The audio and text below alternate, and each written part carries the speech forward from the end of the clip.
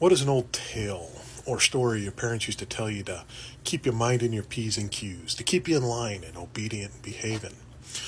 I can think of a few things that are pretty common through all of us. Santa Claus, for one.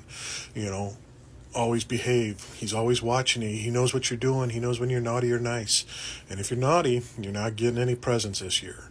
And for the Christians and ex-Christians out there that may not be able to relate to Santa, you have your own tales to come through of Jesus that's always watching you and minding what you're doing all day long and keeping track of all your sins in the book of life so that one day you get to go to heaven or hell.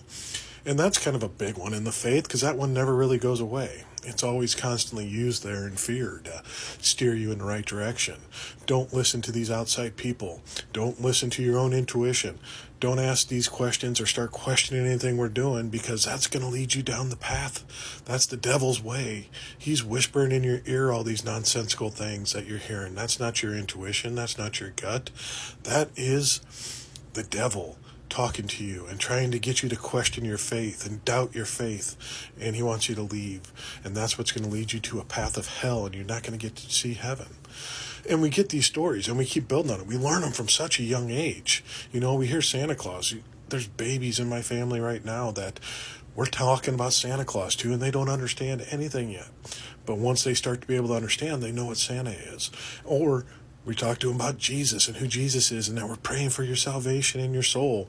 And we're going to know that. So once he starts having some cognitive ability, they start understanding this. And we're trained on this to constantly listen to this outside influence, this fear to guide us and move us through life. That if we step out and question or step out and experiment, we're going to step away from everything else. And we are trained into this behavior that respond to this fear, to acknowledge this fear out there, to see what it's directing us away from, and make sure we get back in line. And it's used on everything in our lives. You go on and you hear from politics and everything there. Scared of this. Be fearful of this. This is going to happen. It's going to ruin your country. America's going down the hill. Both sides do it, and we listen to it, and we buy into it. But the thing I realized in deconstruction, and it kind of falls in suit how I realized Santa wasn't real. Some of you may have seen Santa walking out of your parents' bedroom, buckling his belt one day, and realized, that looks an awful lot like Dad. Or maybe your friends were starting to talk at recess, and you started hearing some rumors about Santa not existing, and finally figured it out. Or maybe you just got rational thinking and realized this can't be done. And you started to understand it, and you debunked that myth of Santa Claus. And the same thing happened when we deconstructed. We started debunking that myth of the fear of religion.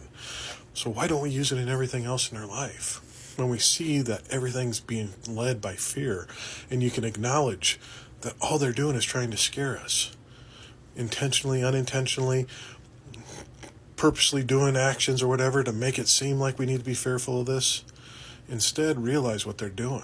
They're trying to distract us and keep us on a path, keep us obedient, keep us following and towing the line, to fall in line into what they need us to be controlled little working bees for them, providing everything for us. But when we can recognize that fear and step out like we did with Santa, like we did with religion, we can do that now too and realize you're just trying to scare me into a way, to control me and manipulate me.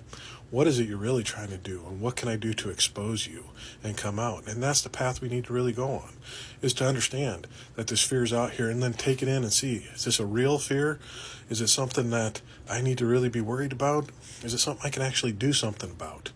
Or is it something that's kind of to distract me, to keep me away from the prize of, this isn't the control, this isn't the power. I have the power and control. You don't have it. You can't use your fear to control and manipulate me and wrestle power from me. I'm going to reclaim it, and I'm going to control it. And I'm not going to let you dictate what's best for me in my life. And I'm not going to toe your line. I'm going to keep exposing everything you're doing, and I'm going to keep living my life authentically and being who I need to be, and listening to my gut, listening to my intuition, and listening to my reason and logic to see what's the best way to plan for my life. And then that fear will subside, and the anxiety goes away, and all the other stressors that are associated with fear go away, and you can start experiencing everything beautiful. So learn from the lessons we did in our youth when we started conquering these fears and realizing what they really stood for, and now understanding that that's all that's happening now. And then you can really start to enjoy things and see things for what they really are. It's a bunch of insignificant, shallow, they don't have any value in their own selves. They have to have it through our control. And when you start realizing this and don't give them that attention, that power, they'll start to subside.